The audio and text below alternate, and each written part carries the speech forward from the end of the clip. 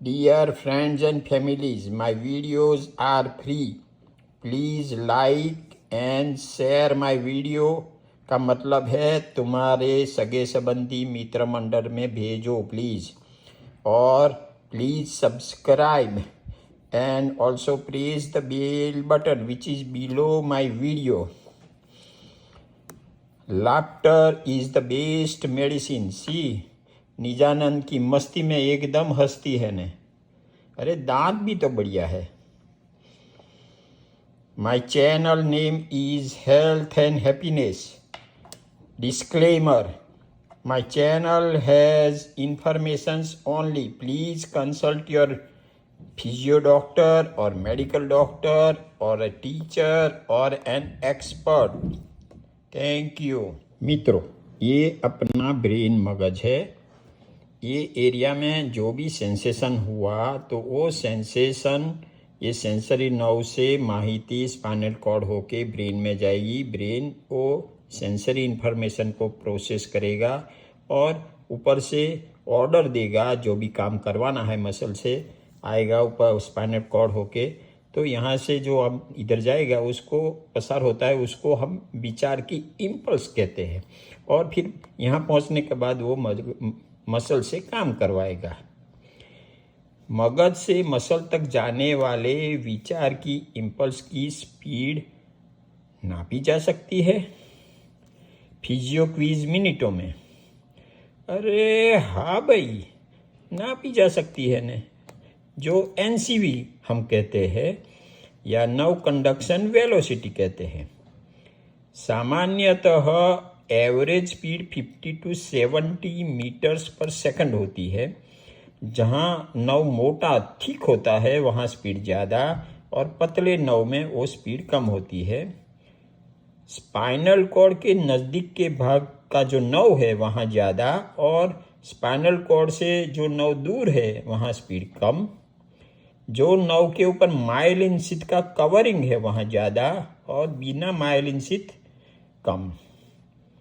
अभी नव के ऊपर जो माइलिन शीथ हम समझेंगे, ये नव के ऊपर कवरिंग ये अच्छा जामली कलर है, ये माइलिन शीथ है। और ये येलो है, उसको हम नोड ऑफ रेनवियर करते हैं, बीच बीच में है ये येलो। तो जो इम्पल्स है ऊपर से पसार होता है, तो ये माइलिन शीथ में क्या करता है, वो नोड ऑफ रेनवियर पर कूदका लगा के भागता है, तो स्पीड ज़्यादा होगी। ये ऐसे धीरे धीरे नहीं जाता है, मगर यहाँ से इम्पल्स ने जंप लगाया, इधर आया तो स्पीड ज़्यादा होगी। जन्म से 5 साल तक आधी स्पीड होती है। अभी मैंने बोला स्पीड नापी जा सकती है, तो चलो समझे कैसे नापे। स्पीड नापने का ये EMG NCV मशीन है। EMG का मतलब मायोग्राफ। तो उससे मसल की एक्टिविटी जांच की जा सकती है। NCV तो नर्व कंडक्शन वेलोसिटी, उसमें नर्व में जो इम्पल्स पसार होता है उसकी स्पीड नापी जा सकती है। दोनों चीज़ यही एक मशीन में टेस्ट की जा सकती है। कैसे स्पीड नापे? दाखला तरीके मीडियन नर्व हमको नापना है, स्पीड मीडियन नर्व। तो ये मीडियन नर्व है, ये ऊपर से नीचे येलो कलर, यहाँ से यहाँ ये अंगूठा में या अंगुलिया में उसका सप्लाई है। Low voltage 100 milli ampere current चित्र में दिखाए मुजब प्रथम कलाई के पास करंट देना S1। तो यहाँ करंट दिया हमने, धीरे धीरे बढ़ाया, 100 तक लेके गया। फिर ये करंट का इम्पल्स यहाँ से पसार होके ये अंगूठा की मसल में जाएगा और कॉन्ट्रैक्शन होगा। ये दोनों से रिकॉर्ड करेंगे हम। तो यहाँ से यहाँ जाने में जो समय लगाना है उसको हम डिजिटल लेटेंसी कहते हैं।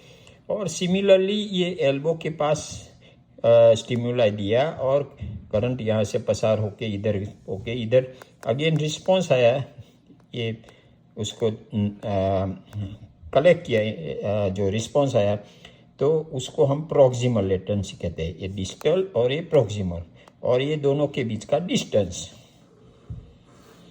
डिजिटल करंट देने के बाद रिस्पॉन्स मिले तब तक का समय 3.5 मिली सेकंड ये कांडा के पास का से कम होगा। दाखला तरीके मेरे कैलकुलेशन में मैंने 3 मिली सेकंड बताया है, ये एग्जैक्ट नहीं है, ये आपको समझाने के लिए मैंने फिगर्स दिए हैं, ये कोई प्रैक्टिकल किया हो और उसके फिगर्स नहीं है। बाद में कोहनी के पास करंट देना S2 और अंगूठे में रिस्पांस मिले तब तक का समय, उसको प्रोक्सिमल लेटेंसी। तो दाखला तरीके 3.72 मीटर्स पर मिली सेकंड है, तो ये प्रोक्सिमल लेटेंसी। अभी दोनों के बीच की बात बाकी करें, बीच के नव की लेटेंसी नापना है तो जो प्रोक्सिमल है उसमें से डिस्टल नाप माइनस करो, बाद बाकी करो, तो वो बीच वाले नव की लेटेंसी आ जाएगी।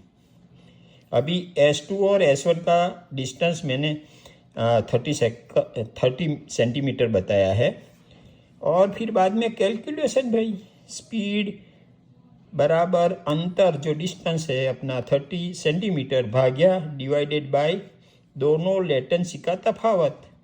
तो फोरआर्म में जो लेटेंसी है वो तो 30 सेंटीमीटर भाग्या 0.72 मिली सेकंड बराबर 50 मीटर्स पर सेकंड स्पीड हो गई।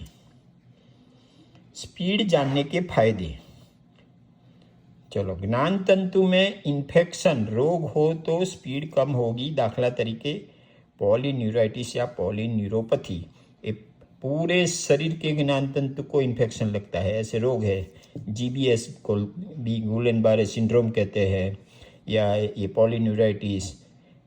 तो उसमें क्या होता है कि पूरे शरीर के ज्ञान तंतु में इन्फेक्शन लगता है और शायद दर्दी को लकवा भी हो सकता है।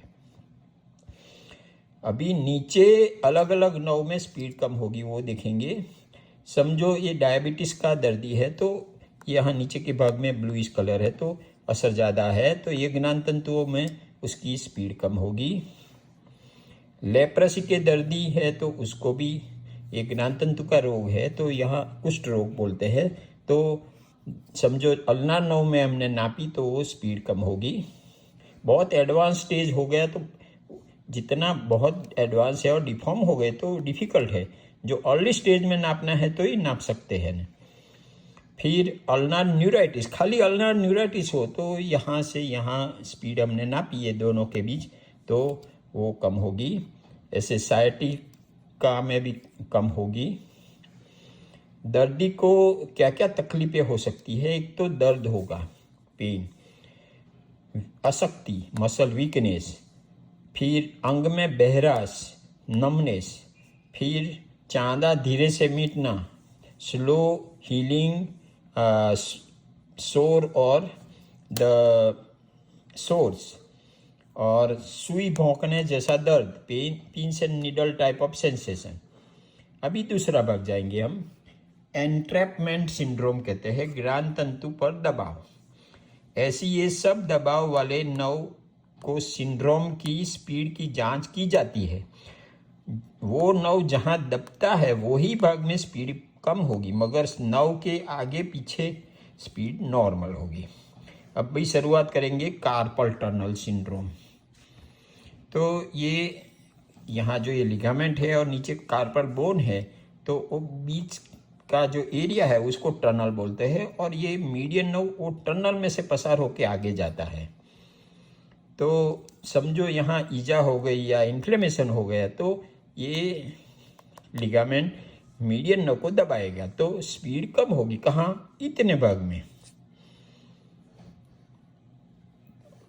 अभी 3.5 मिली सेकंड से ज़्यादा हो, समझो नापा, तो दवा तथा फिजियोथेरापी में अल्ट्रासाउंड या दूसरी थेरापी से ये तकलीफ कम हो सकती है।